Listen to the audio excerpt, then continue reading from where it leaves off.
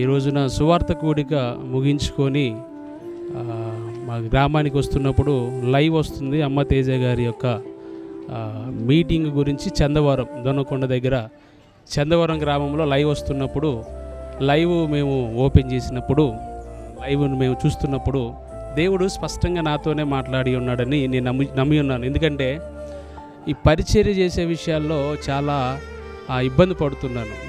నిందల ద్వారా, అవమానాల ద్వారా, నిట్టూర్పుల ద్వారా అనేకమైనటువంటి సమస్యల చేత పరిచర్యని ముందుకు కొనసాగించబడలేదేమో, నేను ఇంకా ఈ లోకంలో ఉన్నటువంటి వారి మాటలు విని నేను బలహీనైపోతున్న సందర్భంలో అయ్యగారు లైవ్ ద్వారా నాతోనే మాట్లాడి ఉన్నారు.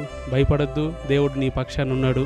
దానియేలుని తప్పించిన దేవుడు నిన్ను కూడా తప్పించి ఉన్నతమైన స్థాయిలో నిన్ను ఉంచుతాడని దేవుడు స్పష్టంగా నాతో మాట్లాడి ఉన్నాడు. దేవునికి స్తోత్రం కలుగును గాక.